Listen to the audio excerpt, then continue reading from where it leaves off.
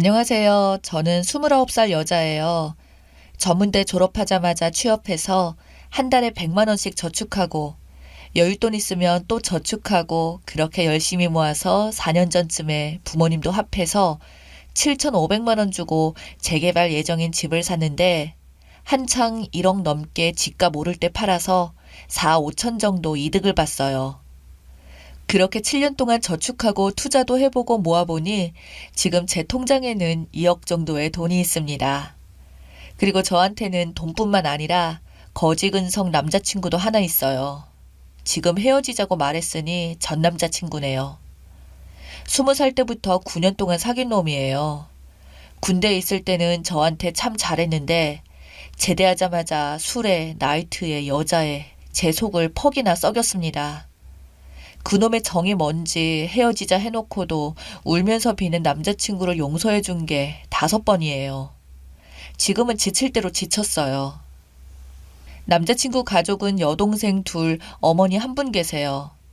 아버님이랑은 오래전에 이혼하셨대요. 한 번도 뵌 적이 없어요.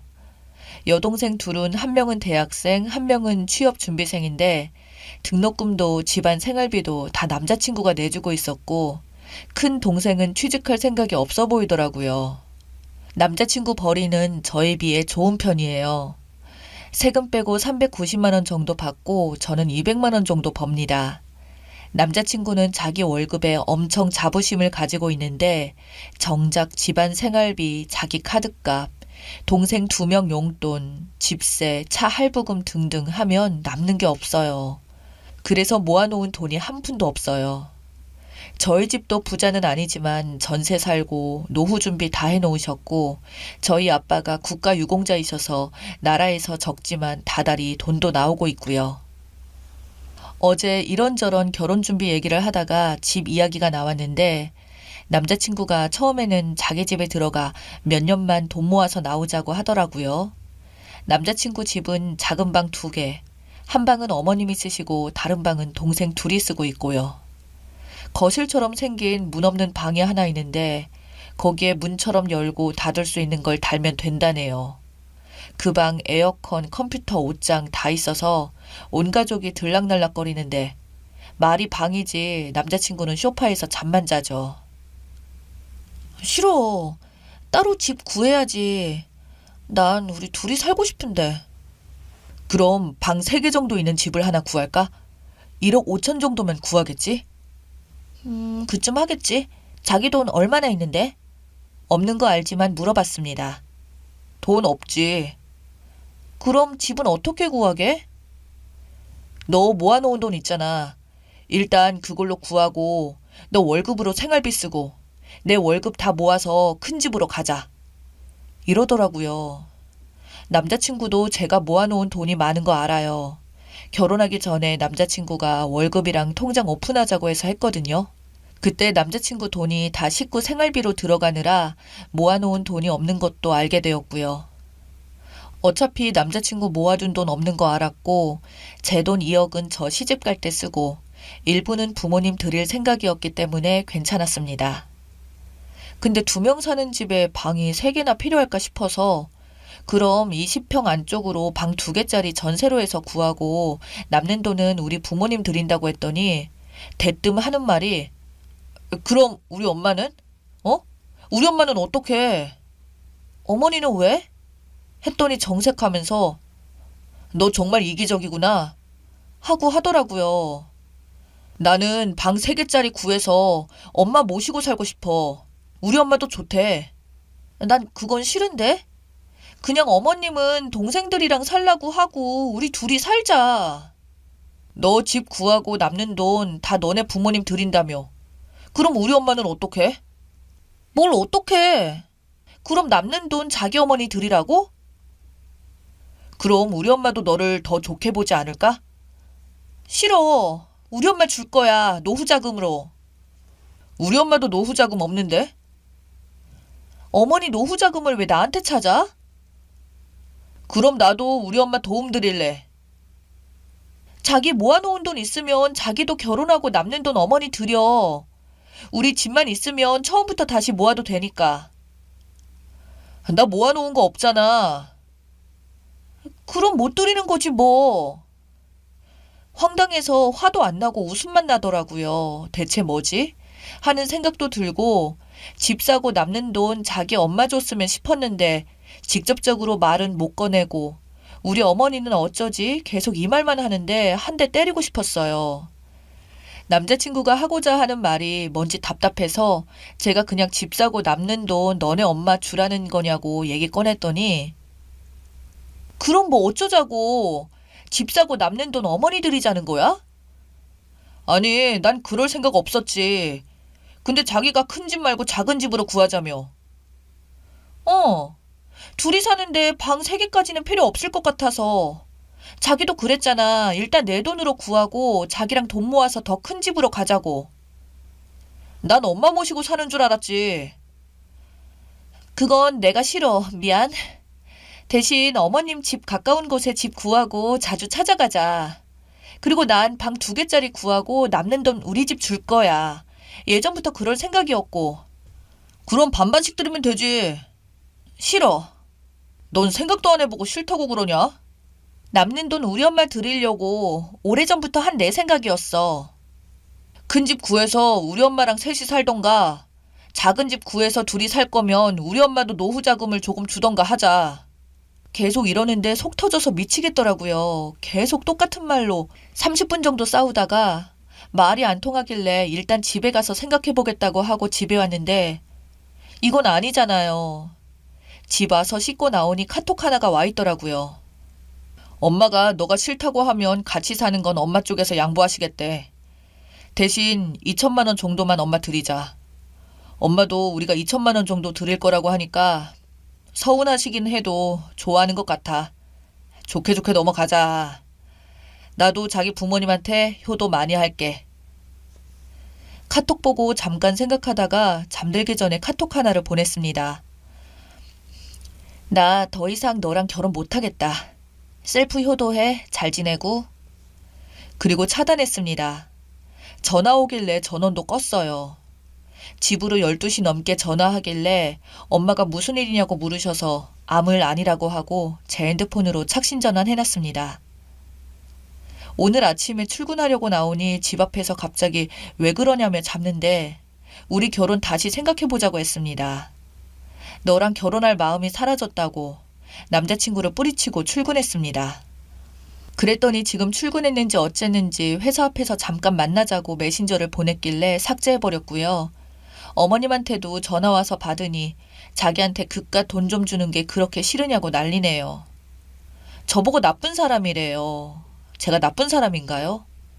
다른 분들 보시기에도 제가 나쁜 사람 같으면 저는 제 부모 생각밖에 못하는 나쁜 사람이 맞나 봐요. 29살에 9년 사귄 남자랑 헤어지니까 기분이 이상하네요. 저 남자 말고 다른 좋은 남자 만나 결혼을 할 수 있을까요? 저 잘한 것 같나요? 너무 쉽게 헤어진 건가요? 마음이 싱숭생숭하네요. 후기입니다. 원래 후기 같은 거 쓸 생각 없었는데 많은 분들이 궁금해하시는 것 같아서 후기라고 할 것도 없지만 올려요. 요 며칠 동안 남자친구가 끈질기게 따라다니고 무릎 꿇고 잘못했다고 비는데 그놈의 정이 뭔지 안쓰럽기도 하고 불쌍하기는 개뿔. 깨끗하게 헤어지고 왔습니다. 혹시나 다시 만날까 걱정하시는 분들 걱정 안 하셔도 됩니다. 집 때문에 그러는 거지? 미안해. 엄마도 내가 설득할게. 결혼하면 내 월급도 다 자기가 관리해. 나는 진짜 아무 욕심도 없어.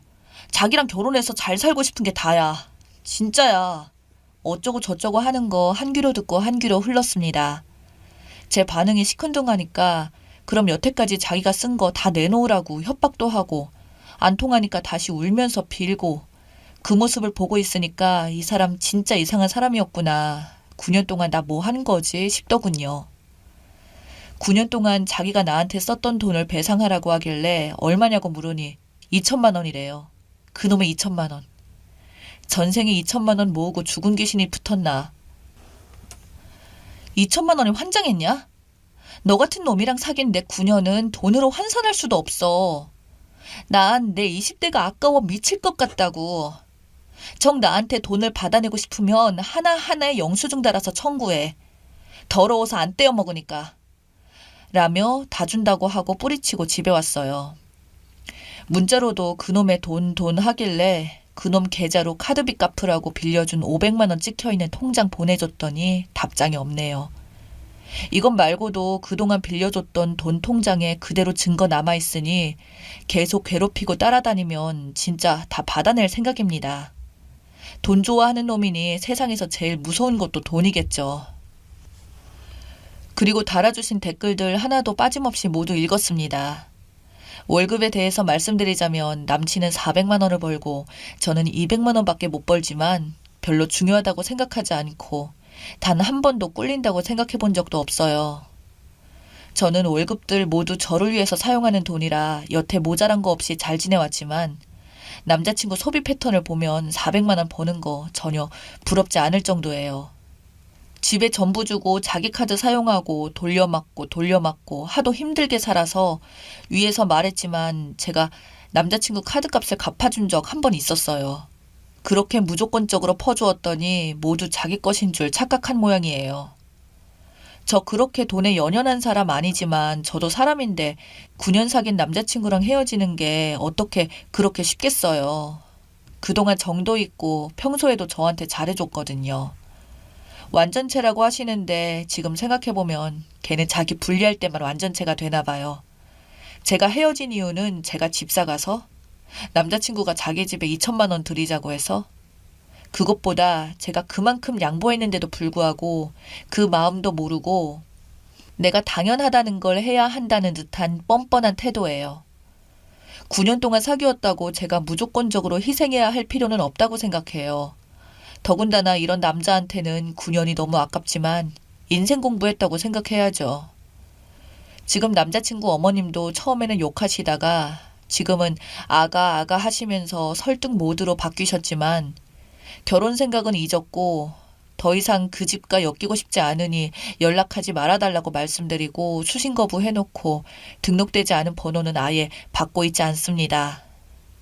작은 여동생이 모 사이트에 자기 오빠를 꽃뱀에게 9년 동안 이용당한 불쌍한 남자로 저를 착한 남자에게 9년 동안 빌붙어 먹은 불려시로 만들어 욕을 써놓았길래 댓글 달아주고 좋아요 눌러줬습니다. 한번 댓글을 읽어보고 오빠 좀 보여줬으면 좋겠네요. 저는 그냥 제 돈으로 제 부모님께만 효도하는 이기적인 여자가 되렵니다. 막상 이렇게 되니 홀가분하기도 하고 기분이 이상하네요. 응원해주셔서 감사합니다. 좋은 하루 되세요.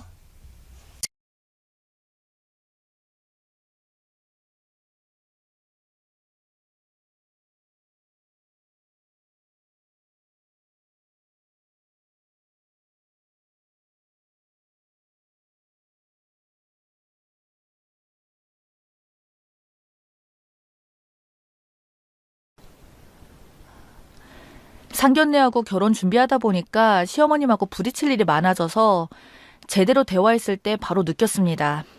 상식이란 개념이 정말 없으신데 말씀만은 정말 오지게 많으세요. 2시간 같이 있었나? 정말 수만 번 편하게 쉬지 않고 쉴 새 없이 말씀하십니다. 제 의사 따위는 중요하지 않아요. 그냥 자기 이야기만 쫓기는 사람처럼 계속 이야기를 하세요. 그런데 말씀 중간에 기분 나쁘게 계속 말씀을 하시는 거예요. 여자가 치마를 자주 입으면 보기 안 좋다. 그런 여자들은 꼬리 치려고 그러는 거야. 넌 치마 입지 말고 바지를 입어라. 내 아들은 위가 약해서 아침을 꼭 먹여야 하는데 애 속쓰리니까 사과랑 귤 같은 건 아침에 먹이지 말고 아침밥은 꼭 새로 해서 먹여. 미리 해놓은 찬밥은 먹이지 말아라. 반찬도 네가 일찍 일어나서 그때그때 따뜻하게 해서 먹이고 우리 며느리 집은 잘 사니까 우리 아들은 좋겠네. 우리가 1억 해줄게. 5억짜리 아파트 들어가. 대출 받으면 되지? 그 큰돈 대출이 웬 말인고 했더니 나중에 부모님께 말씀드리니 시어머니 말씀이 나머지 어느 정도는 우리 부모님이 지원해 주시길 바라는 것 같은 말씀 같다 하시길래 혀를 찼습니다. 우린 혼수하고 제 명의의 땅이 조금 있다고 말씀을 드리니 방긋하시네요. 근데 5억짜리 집도 자기 집 근처로 했으면 좋겠다고 방긋방긋. 핑계는 아주 좋습니다. 며느리가 직장 다녀야 하니까 내가 아기 봐줄게 하면서요. 그러면서 난 최소 200만 원은 받아야 해. 우리 며느리 돈 잘 버는데 그 정도는 줄 수 있지? 요즘 내 친구들은 절대 아기 봐주지 말라고 하는데 우리 며느리는 복도 많지. 잘생기고 능력 있는 우라를 만났지. 나 같은 시엄마도 만났지. 아기 봐준다고 하고 말이야. 하며 엄청 좋아하십니다. 남자친구한테 명품 신발을 사준 적이 있는데 남자친구가 아깝다고 안 신길래 집에 놀러 갔을 때 왜 안 신고 묵혀도 그냥 신어 하니까 그걸 멀리서 또 듣고는 어머님이 소리치던 게 그 신발 얼른 신어야지 땡땡이가 또 사주지 하시는데 몇 번 무슨 주제 나올 때마다 저 이야기를 하시는데 정말 듣기 싫어 죽겠어요. 한 번씩 시어머니는 백치미 마냥 생각 없이 말을 툭툭 뱉어서 사람 신경을 빡빡 긁어 짜증나게 하더니 상견례 때는 제 오빠한테 건방 떠는 거 보고 없는 정마저 싹 사라져버렸습니다. 제일 화가 나는 건 참다가 남자친구한테 말하면 에이 설마 아니야 설마 그런 생각을 하시겠어? 아니야 자기가 예민하게 받아들인 거야. 우리 엄마는 다른 엄마들하고 달라. 절대 안 그래. 그런다고요. 너희 엄마도 다른 시어머니들처럼 며느리 이상하게 갈군다고요. 말씀도 이상하게 하시고 자꾸 시비 거는 것 같기도 하고 그렇다고 아무리 말을 해도 제가 오해를 한 거라고 하네요. 우리 여자들이 바보입니까? 며느리 긁고 은근히 돌려 말하고 은근히 눈치 주는 게 느껴지는데 중간에서 알아서 중재 좀 하라고 말을 해도 안 들어요. 누구나 세상에서 제일 좋은 사람이 자기 엄마일 수밖에 없고 자기 엄마니까 그런 걸 못 느끼는 건지 나는 어떻게든 중재해주고 서로 맞추어주면서 덜 부딪히자는 건데 말귀를 못 알아먹는 건 모전자전이더군요. 결혼이 3일 남았고 참고 말해도 개선이 전혀 안 됩니다. 연애는 둘이 사는 건데 결혼은 집안이 하는 거라잖아요. 그래서 저는 깨끗하게 포기하려 합니다. 제가 맞는 거겠죠. 생각하면 할수록 화가 나요. 진짜 세상 제일 짜증나는 게 우리 엄만 안 그래요. 분노의 푸념글에 많은 분들께서 관심 가져주셔서 감사합니다. 어머님과 4개월의 시간 동안 자주 뵙는 건 아니었지만 뵐 때마다 사람 불편하게 하시더라고요. 어디 브랜드 빵을 사가면 땡땡이 덕에 우리가 이런 걸 먹어보고 좋구나. 이런 건 처음 먹어보는데 며느리 덕에 자주 먹겠어? 애플망고를 사가면 며느리 덕에 이 날씨에 이런 걸 먹어보네. 이거 우리 딸이 좋아하는데? 넉넉히 사서 가도 식사 후에 후식으로 내어놓질 않으시네요. 지금 생각하니 진짜 웃기네요. 소고기를 사가면 백화점에서 샀어? 백화점 소고기를 우리 며느리 덕에 먹어보는구나. 등등. 우리 며느리 돈 잘 벌어서 너무 좋다. 다음에는 넉넉하게 더 사와라. 정작 같이 먹으려고 많이 사가지고 가도 나는 맛 하나 못 보는데 어느 누가 사가고 싶어 할까요? 누구든 뭘 이런 걸 다 사오냐, 뭘 이런 데를 데려오냐 하면서 타박을 하던데 이건 반대로 너무 입방정을 떠시니 아무리 어른이라도 해도 볼 때마다 저도 심히 너무 얄밉고 정이 떨어지더라고요. 남의 집에 놀러 갈 때는 빈손으로 가는 게 아니라는 부모님의 가르침도 있었고 시부모님이 되실 분이니 자그마한 거라도 챙겨서 찾아뵀어요. 그런데 점점 부담스럽고 불편해지더라고요. 금액이 아닌 마음이지만 사실 좀 더 사와라, 좀 더 사와라 하니 금액도 부담이 점점 되는 것도 있고요. 뭔가를 해드리면 고마운 마음보다 다음에는 어떤 걸 주려나, 어떤 걸 가지고 올까 이런 게 눈에 보였거든요. 어제 남자친구에게 말했어요. 우리 엄마는 안 그래 라고 하면 사람 얼마나 섭섭하게 하는지도 말했어요. 4개월 동안 어머님 때문에 스트레스라고 몇 번 말하다가 네 행동이 어땠는지에 대해 이야기하니 처음에는 가볍게 생각하는지 조금 삐졌어요. 내가 말 잘해볼게. 이렇게 말하면서 중간중간 그래도 우리 엄마 정도면 좋은 사람 아니야? 드라마에 나오는 막장 시어머니도 아닌데 뭘 그래? 결혼할 때 되니 예민해진 것 같아. 원래 우리 땡땡이 안 그랬는데 내 눈에는 네가 더 이상한 것 같아. 라는 말에 이 사람은 정말 완벽한 내 편이 안 되겠구나 싶고 그동안 받았던 스트레스, 짜증, 서러움, 억울함이 북받쳐서 정말 사람이라고 생각했는데 말귀를 이렇게나 못 알아먹어? 못 알아먹으면 짐승이지. 내가 짐승하고 결혼할 뻔했네. 우리 둘이 평생 연애만 했으면 좋았을 건데 좋아서 결혼하려고 했는데 이젠 네가 저주스럽다. 평생 내 편해주는 동반자일 줄 알았는데 넌 결혼할 사람에 대한 배려도 예의도 없구나. 속위에 경일기도 한두 번이지. 귓구멍이 막혔어? 평생 엄마하고 살아. 우리 집에서 떨어지는 콩고물을 눈에 보일 정도로 바라는 너네 엄마 진짜 짜증나고 짜증날 정도로 우리 집 사업에 관심을 가지는 너네 아빠도 싫어. 그래, 네 엄마는 안 그래. 너한테는 평생 천사 엄마겠지. 근데 네 시엄마 될 사람은 진상이야. 그냥 진상도 아니고 진상 중에 진상이라고.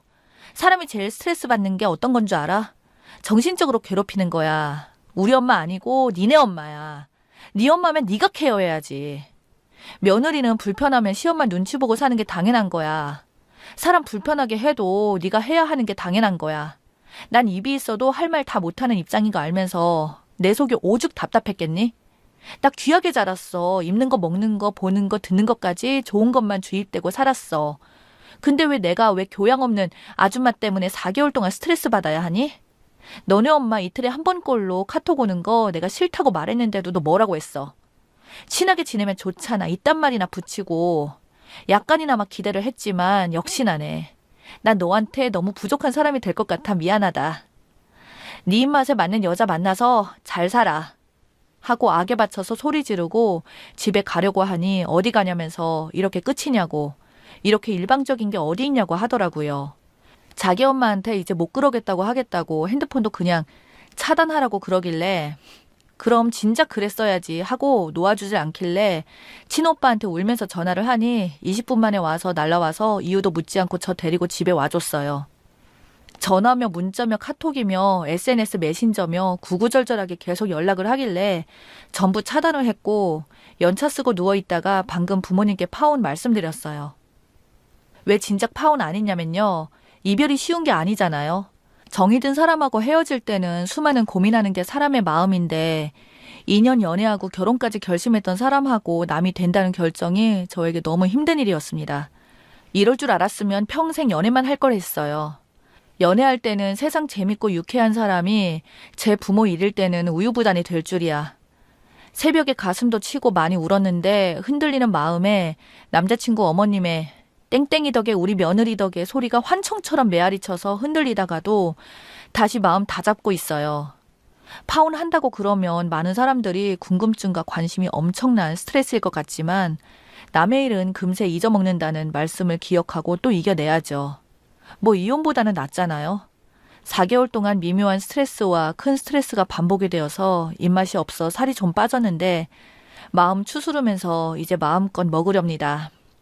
감기 조심하세요. 댓글입니다. 제 남편도 신혼 초에 우리 엄마는 현명하고 지혜로운데 설마 우리 엄마가 그럴 리가 하길래 녹음해서 들려줬습니다. 녹취록 안에 자기 엄마는 상상 이상의 꼰대였고 마지막에 한마디 날렸죠.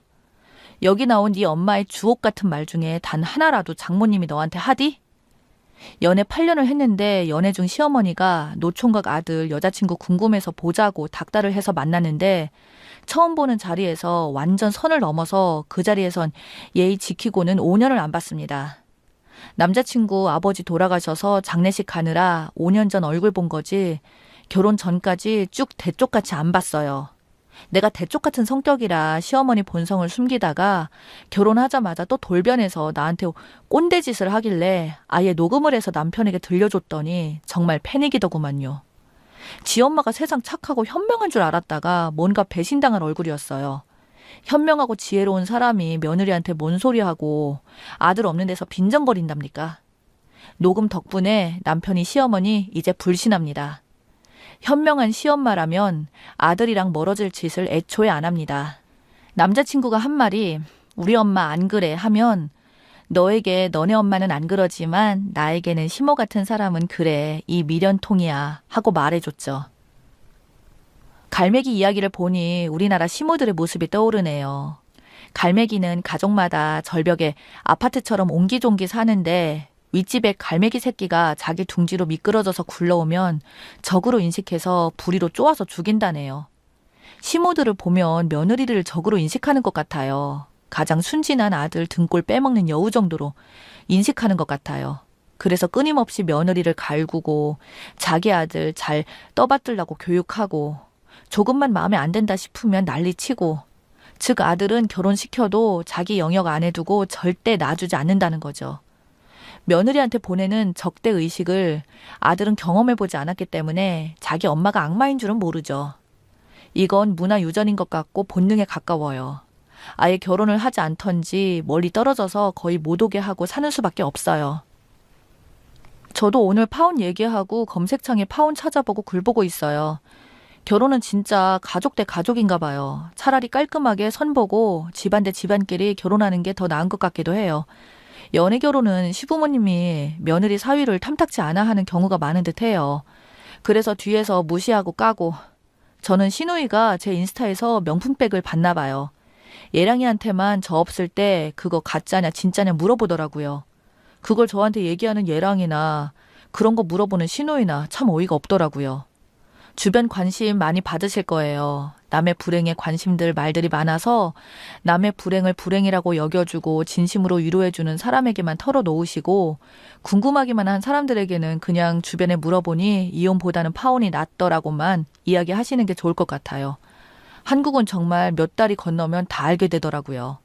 결혼을 왜 신중히 해야 하는지 신경 쓸 게 많은 건지 지금 잠수를 타건 문자를 통보를 하건 혼자라도 마음 변화는 그 뒤로 연애는 끝났는데요. 일반적으로 이러는 게 어디 있냐고 하는데 연애는 원래 그런 거죠. 둘 중 하나라도 마음 변하면 끝나는 게 연애인걸요. 그러니 잘 끝냈으면 하네요. 저런 애랑 결혼하면 쉽게 이혼도 못하고 개고생만 할 거고 이럴 거면 그냥 시어머니고 나발이고 뺨을 후려쳐. 남자 들들 볶지 말고 일단 시댁을 조지고 나서 남자가 하는 거 보고 결정해. 어차피 이렇게 소갈이 하면 답 나오디? 소갈이 하다가 참고 사느냐 헤어지느냐 둘 중 하나만 그냥 내지르고 남자친구 반응 보고 결정하는 게 낫지 않아? 왜 자꾸 중재를 하래 남자 보고. 남자들 눈치는 없어도 설명하면 내 입장 알아먹어야 같이 살아요. 제 신랑도 결혼 준비 초반에 답답할 때도 있었지만 그래도 어머님이 이런 말씀 하시면 내 기분이 이러이러하다고 하면 알아차리고 미안하다고 하고 중간에서 중재는 하려고 해서 결혼했어요. 우리 어머니는 그렇게 심하신 분은 아니고 그냥 좀 약간 생각 없는 옛날 분 스타일이신데 그래도 친구들이 그 정도면 괜찮은 시어머니라고 하는 수준이요. 여기서 괜찮다고 하는 대한민국 평균 정도요. 하도 특이한 시어머니가 많아서인지 나도 서운한 거 없는 것은 아니에요. 결혼 전에는 사실 조심하셔서 전혀 몰랐는데 결혼하고 서운한 적 많았거든요. 상견례 및 결혼 전에도 후에도 사돈이 얼마나 어려운 사이인데 아무 얘기나 하는 집안들은 믿고 걸으시면 돼요. 주변을 보니 결혼 전에 잡음 나온 커플 중에서 잘 사는 사람 드물어요. 있기는 하지만 아주 극소수로요. 다들 상견례에는 조심하기 마련인데 얼마나 개념이 없으면 그 짧은 순간에 무개념이 드러나겠어요.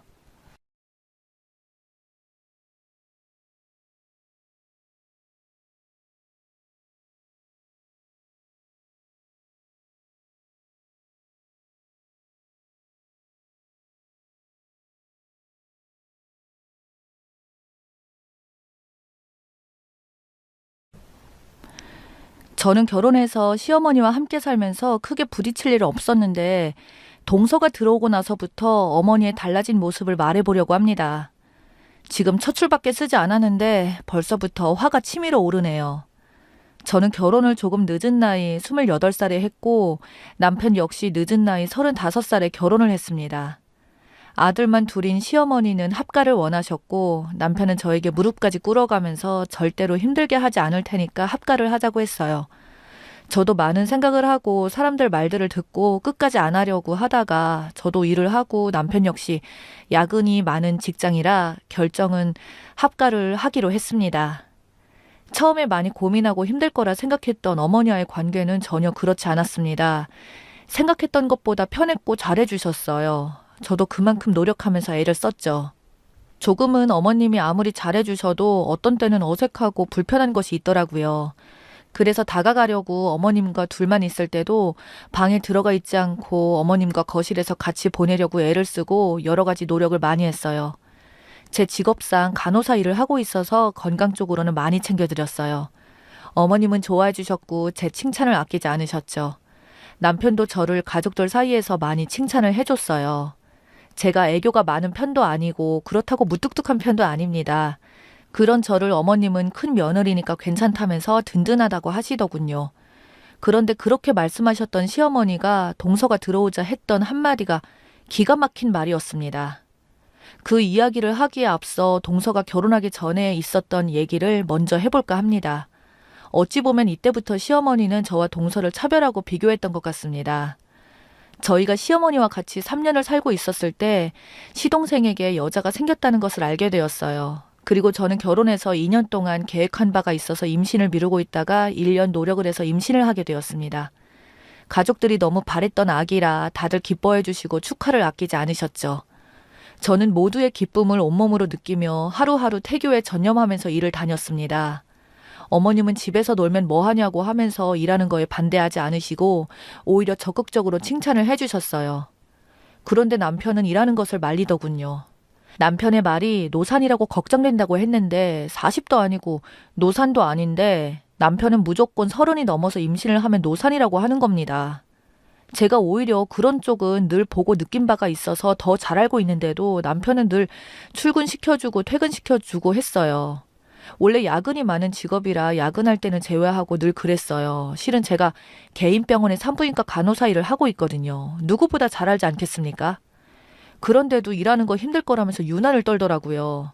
이렇게 저만 바라보는 남편 앞에서 그만 시어머니가 실수를 한 겁니다. 제가 임신하고 안정기에 거의 들어섰을 때 시동생이 여자친구를 집으로 소개하려고 데려왔습니다. 저와 남편은 전혀 그 소식을 못 들은 상태였고 남편은 그날 야근이어서 늦게 오고 저만 퇴근을 해서 집에 들어섰는데 명품 같은 신발이 2컬레나 있더군요. 하나는 젊은 여자 것 같고 하나는 나이 드신 분의 신발 같았습니다. 어머님은 명품이 있지 않으셔서 손님이 오신 줄만 알았습니다. 누가 오셨나 보다 하고 살금살금 들어가던 중 방문이 열리고 시동생이 마주보더니 웃으셨어요. 형수님, 제가 깜빡하고 말씀 못 드렸어요. 여자친구를 엄마에게 소개해 주려고 왔어요. 그런데 못 보던 신발이 2컬레나 있던데요? 지민이가 엄마 거 사와서 아까 신어보라고 나와 있는 거예요. 순간 기분이 이상했어요. 이런 게 자격지심인 건진 모르겠지만 그렇더군요. 어떻게 첫인사를 명품을 사들고 올 수 있는지 집안이 잘 살거나 능력이 있는 여자인가 보다 생각했습니다. 열린 방문 사이로 살짝 본 예비 동서는 누가 봐도 정말 화려했어요. 온몸을 명품으로 휘감았더라고요. 제가 명품은 없어도 병원 직원이니 어깨너머로 봐와서 딱 봐도 알겠더군요. 문을 더 열어서 인사하려고 하는데 시어머니가 저를 예비동서한테 소개도 하기 전에 이제 왔니? 저녁 준비해라 하는 겁니다. 어머님이 원래는 제가 퇴근을 하면 반갑게 맞이해 주시고 밥상을 차린 다음에 저를 부르시고는 했는데 180도 변화서서 저를 놀라게 했어요. 그 여자는 밥은 다음에 먹자고 하고 가겠다고 하더군요. 얼떨결에 저는 인사도 제대로 못한 상황에서 예비동서는 갔어요. 그러자 시어머님이 선물 받은 명품 신발을 보더니 내가 살아생전에 이런 걸 신어보네. 이거 아까워서 어떻게 신고 다니지? 역시 애가 의사라더니 센스가 넘치네. 하는 겁니다. 그때 동서가 의사라는 것을 알았어요. 시어머님은 그때부터 저와 동서를 비교하기 시작했어요. 그날 저녁 남편이 왔고 남편 앞에서 그만 시어머니가 실수한 것은 아까 저녁에 네 동생 결혼할 여자애 데려왔다. 그래요? 밥도 안 먹고 갔어. 그러니까 큰애한테 밥 좀 서둘러 하라니까 성격이 굼떠가지고 밥도 못 먹고 갔다. 남편이 그걸 물었던 것은 제가 힘들었을까 봐 걱정이 되어서 물어본 거였는데 시어머님은 그동안 말하고 있었던 것인지 모르겠지만 말을 그렇게 하셨어요. 저도 방에서 있다가 남편이 하도 방에 오지 않아서 어머님 방에 가보려고 하는데 문이 열린 틈으로 그 말을 들어버렸어요. 저는 제가 그동안 어머님을 잘 몰랐다는 것에 화가 났고 남편 역시 임신한 아내를 그런 식으로 말하는 것은 용서가 안 됐는지 어머니, 무슨 말을 그렇게 하세요? 굼뜨다니요. 얼마나 부지런하고 착한데요. 어머님 그렇게 느꼈을 수도 있지만 그런 애 아니라는 거 아시잖아요. 그 여자가 얼마나 이상하게 보겠어요. 남편도 화가 났는지 핏대를 세우면서 어머니에게 말을 하더군요. 시어머니께서도 아차 싶었는지 알았어. 순간 내가 어떻게 됐나 보다. 하고는 자기 말만 하고 얼른 자리를 피하려고 서둘러 방으로 들어가려고 했는데 그때 남편이 제 눈과 마주치면서 저도 들었다는 것을 알고는 시어머니한테 어머니, 이런 식으로 2번 다시 말씀하시면 저도 다른 생각이 있어요. 하니까 시어머니는 꼬리를 내리셨죠. 그날 저는 많이 속상해서 말도 안 하고 있으니까 남편이 그러더군요. 속상했지? 내가 있잖아. 네 남편 믿지? 남편은 예비동서 직업과 어머님이 어떤 선물을 받았는지 못 들은 것 같았어요. 그렇게 며칠 동안은 저도 어머님도 남편도 서로 말을 하지 않았습니다. 시어머니가 워낙 수다스러울 정도로 아침에 말을 많이 하시는데 조용하시더라고요. 알고 보니 시어머니는 다 계획이 있어서 그랬더군요. 어머님이 그날 꼬리를 내린 것도 다 이유가 있었던 거예요. 아들을 의사와 결혼시키기 위해 계획이 있었던 거였어요. 혹시라도 의사 며느리 놓칠까봐 당신 집 팔고 결혼 자금을 마련해 주려고 하고 있더군요. 그러면서 저희 보고 그동안 모아뒀던 걸로 작은 집으로 이사를 하자는 거예요. 저희는 반대를 했고 남편은 시동생을 설득했어요. 만난 지 얼마 되지 않았으니까 더 만나보고 결혼 자금이 어느 정도 만들어지면 결혼하라고 했습니다. 다행히 시동생도 연애를 조금 더 하기로 했다고 하더군요. 그런데 시어머니는 혹시나 의사 며느리 놓칠까봐 안절부절 하면서 그때부터 저한테 하는 행동이 달라졌어요. 아들한테까지 말을 막 했습니다. 남편은 참다가 더 이상은 안 될 것 같다면서 분가를 하자고 했고 저희는 아기 낳기 전에 분가를 했습니다. 시동생은 어머니의 성화에 못 이겨 7개월 연애를 하고 결혼을 했어요. 남편이 필요한 것이 있냐고 물어봤더니 여자 쪽에서 결혼 자금을 거의 다 준비하겠다고 해서 결혼을 한다고 했습니다. 저희는 그런 줄만 알았어요. 그런데 그것도 비밀이 있었습니다. 세상에, 시어머니 집 담보대출을 받아서 시동생 장가 보낸 거더라고요. 시동생이 이자를 내주다가 나중에 동서와 일이 잘 되면 다 상환해 주는 걸로 하고 준비해줬다고 말을 들었어요. 동서가 들어오고 큰일을 겪으면서 알게 되었어요. 저희는 이런 일도 모르고 시댁에 가면 늘 비교하고 차별하는 것에 화가 났는데 그때를 생각하면 참 어처구니가 없었죠. 이날도 시댁에서 밥을 먹는데 시어머니 하는 행동이 어이가 없었는데 그날은 시어머니 생신이어서 각자 음식을 조금씩 준비해와서 생신상을 차려드렸습니다. 시어머니는 생신상을 보더니 고맙기는 한데 좀 서운하다. 너는 간호사라 시간도 많을 텐데 작은 애는 의사라 시간도 없을 것 같아. 말은 안 하겠다. 하는데 이게 무슨 말 같지도 않은 말을 하시더라고요. 남편이 두 사람 다 병원 일로 바빠. 그리고 이 사람 바쁜 거 엄마도 잘 알잖아. 바쁘면 의사가 더 바쁘지 않겠어? 무식한 소리를 하고 그래.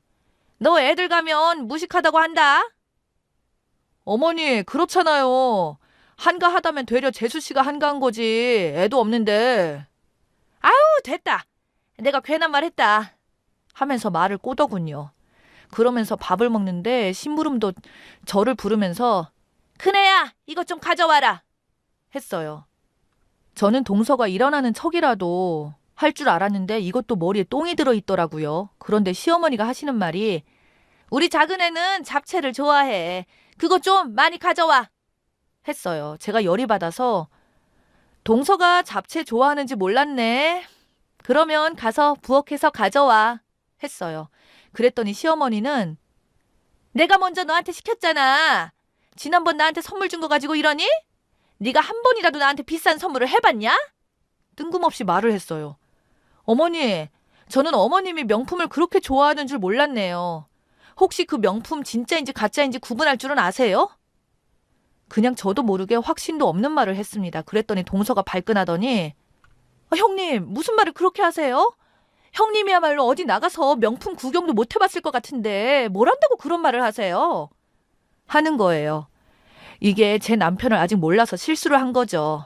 늘 허허 웃어주니까 인상이 너무 순해 보여서 만만하게 봤나 봐요. 저희 남편은 양푼에 담겨져 있던 잡채를 들어서 부어버렸어요. 순간 잡채를 뒤집어 쓴 동서가 뭐 하는 거예요? 무식하게! 그러자 남편은 어머님 생신상을 바로 뒤엎었어요. 그리고 한 소리 했습니다. 이 집안이 왜 이렇게 되어가나 했더니 너 한 사람이 잘못 들어와서 그렇구나. 어디서 의사라고 되지도 않을 것이 시댁에 와서 대접받으려고 해. 우리가 만만해? 하면서 소리를 질렀습니다. 남편은 저한테 방에서 자고 있던 애들을 먼저 데리고 나가라고 하고 시어머니한테 말하더군요. 잘난 놈 며느리한테 앞으로 효도 많이 받으면서 사세요. 얼마나 갈지 모르겠지만. 남동생은 자기 형이 한 번 화나면 무섭다는 거 알면서 이러지도 저러지도 못하고 멀뚱히 서 있었어요. 남편이 나오자마자 시어머니에게 말을 하더군요. 사실 남편은 이렇게까지 했던 것을 둘이서 저를 욕하는 말을 제 남편이 들었던 겁니다. 생신이라 다 끝나고 말을 하려고 했는데 시어머니가 하시는 행동을 보고 바로 터진 거죠. 흉을 봤던 것은 어머님이 먼저였어요. 아유, 네 형님은 답답해서 힘들었는데 넌 시원시원하니 좋구나. 조카 선물도 화끈하게 하고 이래서 옛날부터 곰 같은 며느리보다 여우 같은 며느리가 낫다고 하나 보다. 아, 어머님, 형님이 약간 그런 편이기는 해요. 적당히 하시면 좋은데 약간 그런 게 있어요. 내가 그동안 속이 썩어가는데 나는 죽어도 큰애한테 명품 같은 거 못 받아볼걸? 너니까 이런 선물도 주고. 제가 있어서 좋죠? 남편이 들었다는 말을 해주었는데 참 어이가 없었습니다. 이러니 남편이 복장 터질 수밖에요. 어쨌든 그 이후로 저희는 3년간 시댁에 안 갔는데 소식이 들려왔어요. 시어머니는 자기 돈을 작은 아들과 며느리한테 다 퍼주고 어쩌다 명품 선물 받고 입이 귀에 걸렸었는데 더 웃긴 것은 명품이라고 자랑하시던 그거 하나 빼고 다 짝퉁이었다네요. 시어머니가 동서한테 바보처럼 끌려다니고 있었는데 모르고 있었다는 게 참 바보 같아요. 더 기가 막힌 것은 시어머니 집은 결국 대출을 받아서 경매로 넘어가고 동선에 들어가서 살고 있었는데 시동생 처가에서 합가를 원해서 자기 엄마 포기하고 합가 선택해서 결국 시어머니도 쫓겨나서 이모님 집에서 잠깐 얹혀 산다고 들었어요. 아들에게 의사 며느리 만들어주고 자기를 모시고 살던 자식은 잃고 가지고 있던 재산 동서한테 퍼주고 가짜 선물을 받은 어리석은 시어머니였네요. 기가 막히지 않습니까? 앞으로는 여기저기 뜨내기 신세가 되지 않을까 싶어요.